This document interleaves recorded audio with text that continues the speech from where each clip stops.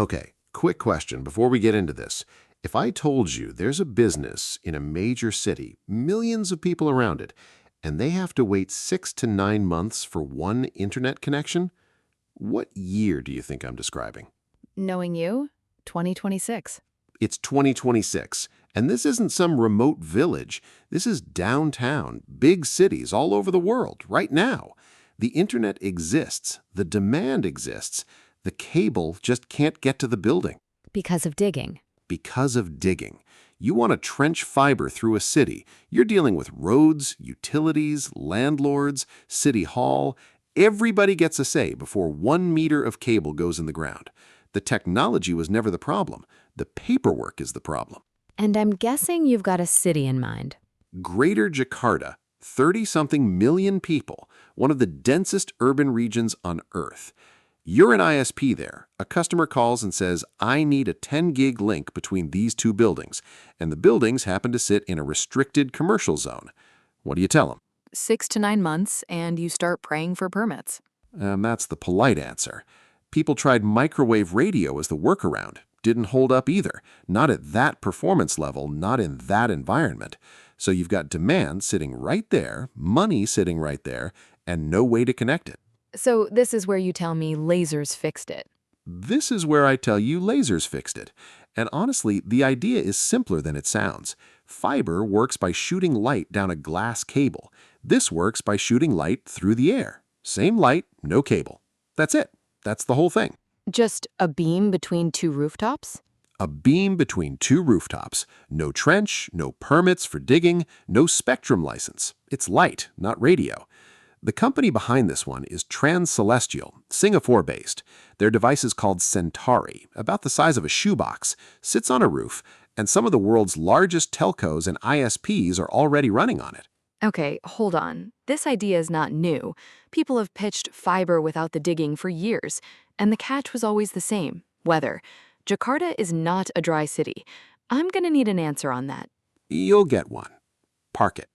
So Primacom, one of Indonesia's leading connectivity providers, they had exactly this problem. Needed a high-capacity backbone link between two commercial sites near their data center. Restricted zone, under 1 kilometer apart, clear line of sight between the rooftops. Fiber was off the table, radio fell short. They went with the laser. Setup took less than a day. A day meaning what? Plugged in or actually doing the job? Mounted, aligned, tested, carrying real traffic. In a zone where the cable version of this takes most of a year. Think about what that does to the business. The customer who would have signed eventually signs now. That's revenue this quarter instead of next year. Same product. The only thing that changed is the wait. Days versus quarters. That's not a feature, that's the whole pitch. Second thing, they ran it for 30 days straight on live traffic. You know how many times someone had to go up to the roof and fix something? I feel like you want me to say 0. 0.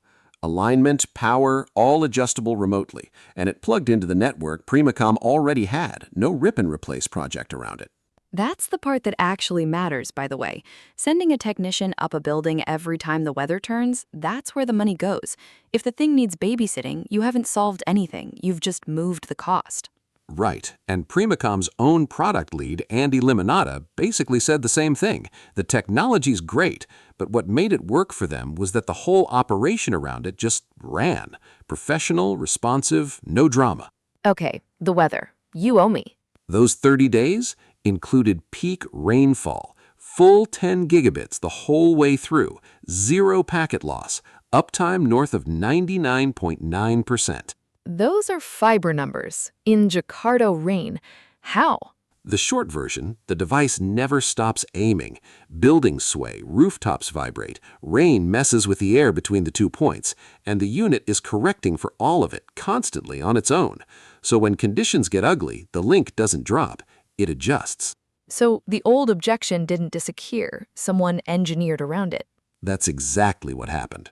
All right, what's the catch? There's always a catch. Line of sight. The 2 points need to see each other. Someone builds a tower between your rooftops next year, you've got a problem. Which in Jakarta is not exactly hypothetical. It's not hypothetical anywhere, but between sites you control, manageable. And the real answer is the same as it's always been in networks: redundancy. 2 links instead of 1, or lasers paired with whatever fiber you already got. Nobody serious is saying rip out your fiber. The honest version is lasers go where fiber can't, and they get there fast. And now Primacom's done it once in one of the harder cities to pull off.